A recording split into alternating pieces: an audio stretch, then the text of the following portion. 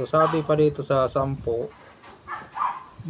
makatarungan ang Diyos, hindi niya lilimutin ang inyong ginawa at ang pag-ibig ng inyong ipinakita at hanggang ngayon ipinapakita sa paglilingkod ninyo sa inyong mga kapwa Kristiyano. So hindi naman talaga nalilimutan.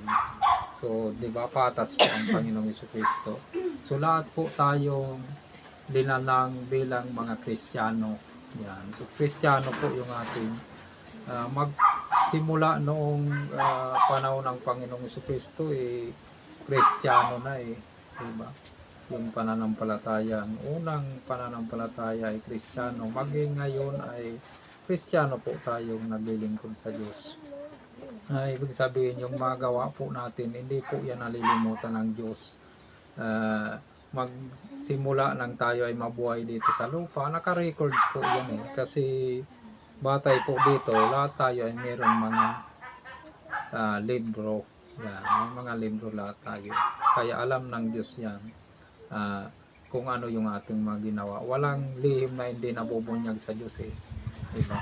So sa kapwa, meron tayong mga sikreto ay hindi dapat ihayag at may mga sikretong dapat ihayag para din sa kinabukasan ng iba.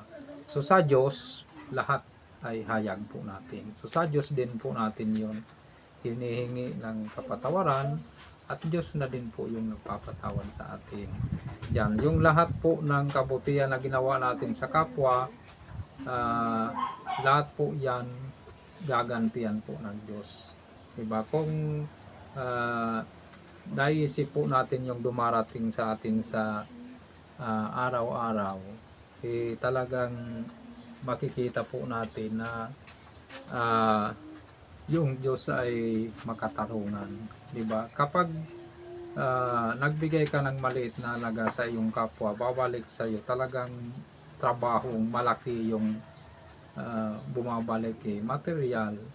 In spiritual, buhay po yung dumarating sa atin. Kaya ganun po yung Diyos makatarungan sa atin at ganun din hindi tayo pinababayaan. Yung mga sakit po natin, bunga lang po ito ng ating mga pagpapagod, diba? Kaya tanggapin po natin yung ating mga nararamdaman kasi tayo po ay mga nasa tao pa mga nasa laman, kumbaga marupok po ang laman, kaya kailangan natin tanggapin. So maraming salamat po mga kapatid sa araw na ito at naway